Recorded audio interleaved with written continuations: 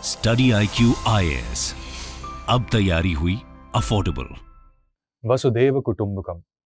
उपनिषद में दिया गया यह श्लोक भारत की संस्कृति का एक अभिन्न हिस्सा है और इसी के चलते टाइम टू टाइम इंडिया ने अलग अलग कंट्रीज की आपदा के समय पर मदद भी की है, चाहे वो सुनामी का रिलीफ हो, चाहे कोविड के समय में पहुंचाई गई एड हो, या फिर रेस्क्यू ऑपरेशंस हो जो हमारी इंडियन नेवी और Indian defence ministry time to time coordinate करती है। इसी के चलते इंडिया ने क्योंकि बाकी देशों की मदद की है, तो आज बाकी देश भी इंडिया के एक बहुत इंपॉर्टेंट मिशन में, एक बहुत इंपॉर्टेंट प्रोजेक्ट में उसकी सहायता कर रहे हैं। जी हाँ, यह मिशन है चंद्रयान 3 और इसमें नासा और यूरोपियन स्पेस एजेंसी भारत को बहुत ही क्रिटिकल इनपुट्स दे रही है, जिससे कि चंद्रयान 3 एक सक्सेस बन सकता है और इंडिया पहला वो देश बन सकता है जो चंद्रमा के साउथ पोल के निकट एक सॉफ्ट लैंडिंग कर सके। चाइना तक ने ये पॉसिबल नहीं कर पाया, चाइना भी, उसने भी सॉफ्ट लैंडिंग तो जरूर की है, पहले अटेम्प्ट में की है, लेकिन साउथ पोल के पास नहीं की।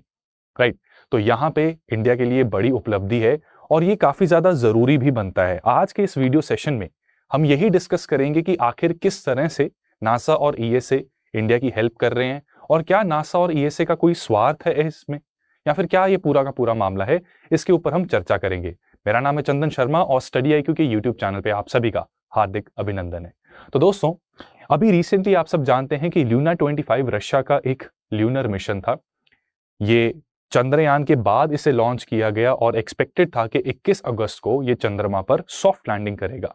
लगभग उसी पॉइंट के आसपास इसकी लैंडिंग निश्चित हो रही थी जिस पॉइंट पर चंद्रयान 3 ने लैंड करना है, उसके हमारे जो लैंडर ने लैंड करना है उसी के पास इसने लैंड करना था, बट वेलोसिटी कंट्रोल नहीं हो पाई एंड अल्टीमेटली ये क्रैश लैंडिंग हुई।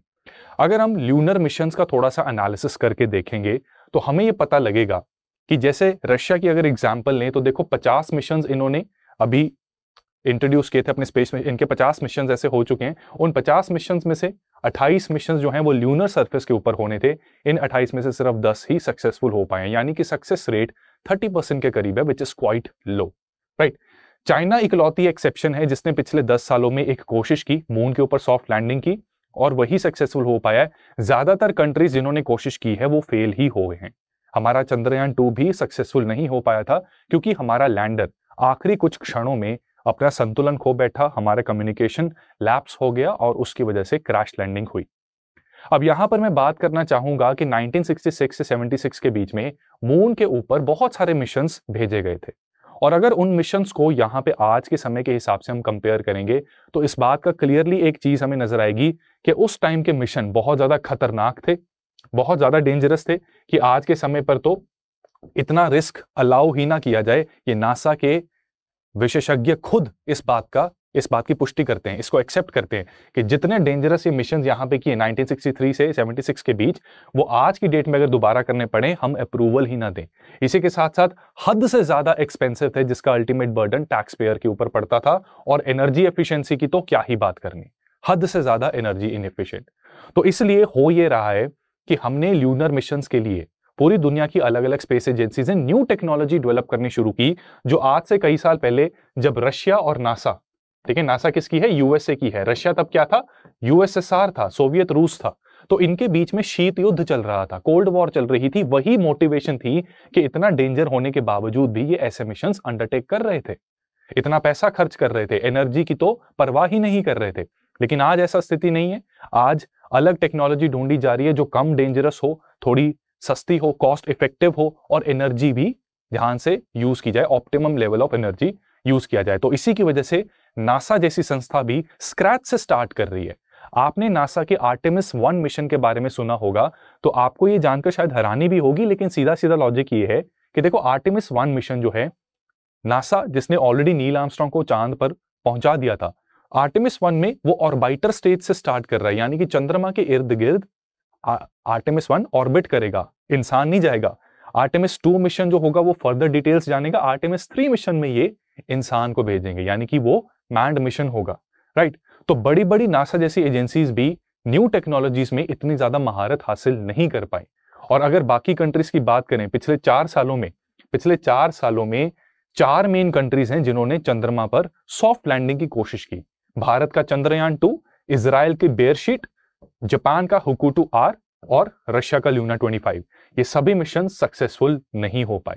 और होता यह है कि जब डिसेंट का फेज आता है, कल नहीं, बुधवार को, ठीक है, जब भी आप ये वीडियो देख रहे हैं बुधवार की बात कर रहा हूं, बुधवार शाम 5:45 यानी कि 1745 आवर्स इंडियन स्टैंडर्ड टाइम के हिसाब से, यहां पे हमारा 15 मिनट्स ऑफ टेरर स्टार्ट होगा।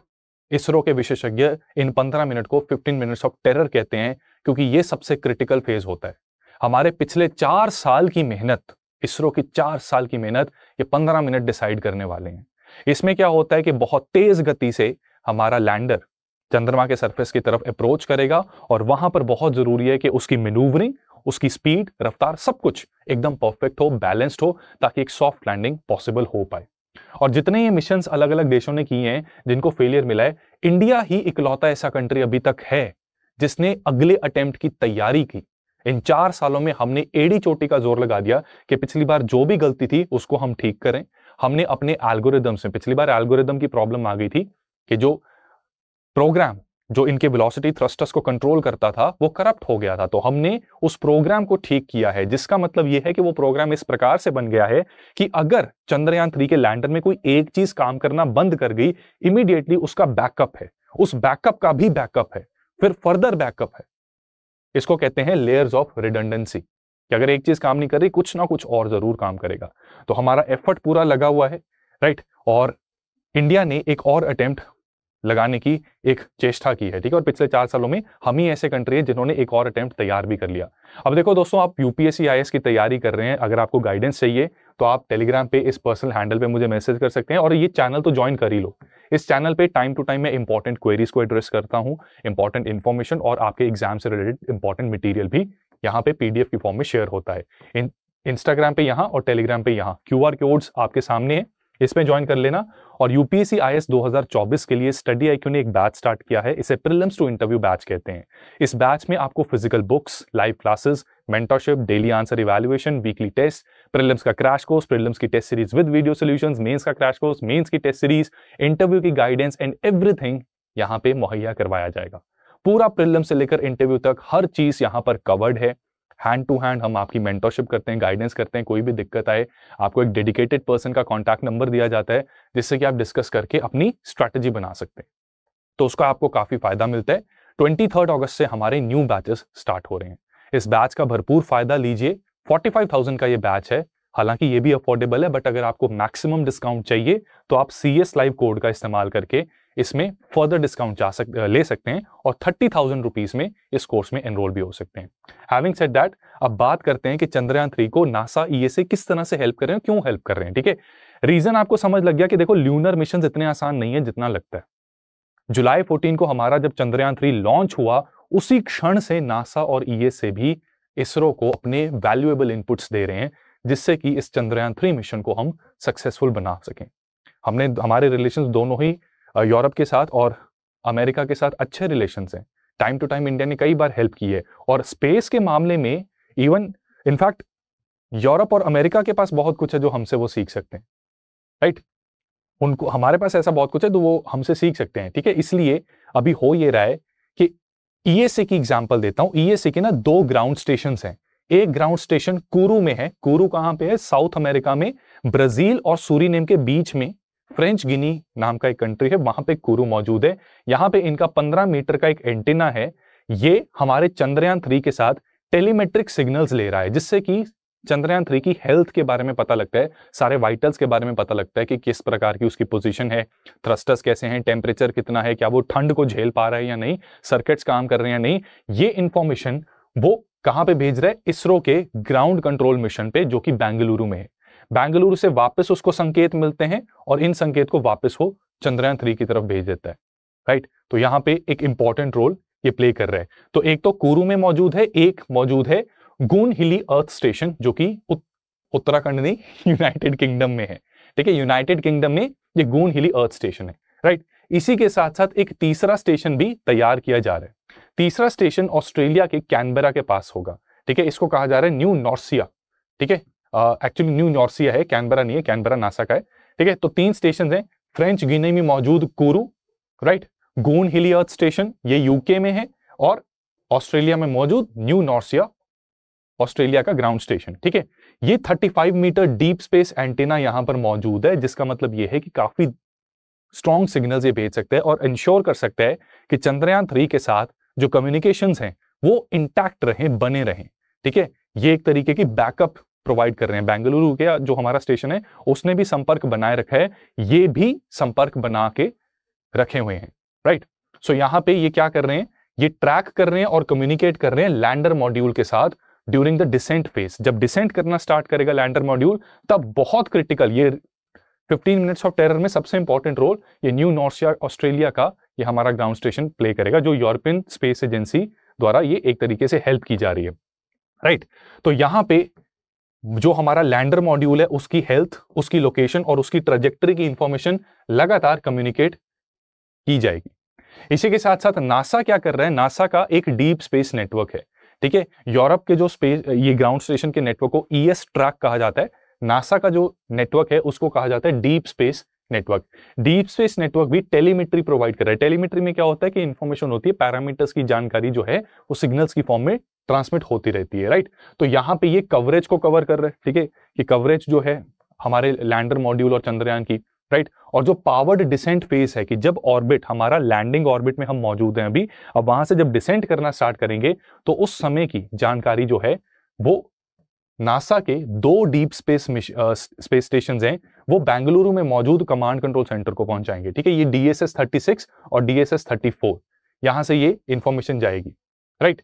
इसी के साथ साथ ये दोनों स्टेशन कहां पे, कैनबरा में। ठीक है, ये दोनों स्टेशन कहां है, कैनबरा ऑस्ट्रेलिया में, राइट। इसी के साथ DSS-65 हमारा मैड्रिड में है, स्पेन में, राइट। और इसके साथ एक कैलिफोर्निया में हमने डीप स्पेस स्टेशन यहां का भी यूज करेंगे, जिसका बेसिकली पर्पस ये होगा कि देखो जब कल वेडनेसडे को शाम 6 बजे के करीब, पौने 6 बजे के करीब, हो सकता है कि हमारा इंडिया मून की तरफ फेस ना कर रहा हो प्रॉपरली, राइट। तो यहां पे बिल्कुल ऑपोजिट साइड, ठीक है, धरती गोल है, धरती के बिल्कुल ऑपोजिट साइड पे ये कैलिफोर्निया यहां पर मौजूद है। तो यहां का स्टेशन जो है वो बेंगलुरु सेंटर के साथ कनेक्शन बना के रखेगा, ताकि चंद्रयान को जो भी सिग्नल्स पहुंचाने हैं ग्राउंड से, उसको कंट्रोल करने के लिए, मैन्यूवर करने के लिए, अगर ग्राउंड स्टेशन से उसको जो भी संकेत भेजने हैं वो भेजे जा सकें और चंद्रयान सक्सेसफुली लैंड कर सके। तो देखो दोस्तों, कहा जाता है कि साइंस का कोई मजहब नहीं होता, साइंस का कोई नेशनैलिटी नहीं होती, साइंस सभी के लिए है। Love is for all, science is for all. ठीक है, तो ये यूनिवर्सल है, साइंस इज यूनिवर्सल। तो इसी रीजन से नासा एंड ESA, ठीक है, ये हमारे इंडिया के इसरो की इनपुट्स में हेल्प कर रहे हैं। और जाहिर सी बात है, समय आने पर क्या, टाइम टू टाइम इंडिया की इसरो ने भी इन दोनों एजेंसीज को काफी सारे इनपुट्स दिए हुए हैं, चाहे वो कॉस्ट इफेक्टिव स्पेस मिशन हो, क्योंकि आप जानते हैं कि नासा भाई साहब ये पैसा बहुत खर्चते हैं अपने स्पेस मिशन में, जबकि इंडिया बहुत कॉस्ट इफेक्टिव सोल्यूशंस प्रोवाइड करता है, राइट। तो नासा की कुछ ऐसी सैटेलाइट्स हैं, अगर ये लोग पहुंचाएंगे तो बहुत खर्चा आएगा, तो इसलिए इंडिया को वो आउटसोर्स कर देते हैं और बदले में आज इंडिया की ये हेल्प कर रहे हैं यहाँ पे, राइट। तो इससे माना जा रहा है कि हम जो चंद्रयान 3 जो लैंड होगा उसकी लर्निंग से नासा और ESA को भी काफी कुछ सीखने को मिलेगा। और जो आर्टेमिस 1 मिशन और आर्टेमिस 2 मिशन ये कोशिश कर रहे हैं, तो वो भी शायद ये आगे इंडिया की इन लर्निंग से सीख के लैंड कर सकेंगे। और आने वाले टाइम में मून का साउथ पोल काफी क्राउडेड भी होने वाला है, क्योंकि वाटर को ढूंढने के लिए हर कोई कोशिश करेगा। So this is everything going on.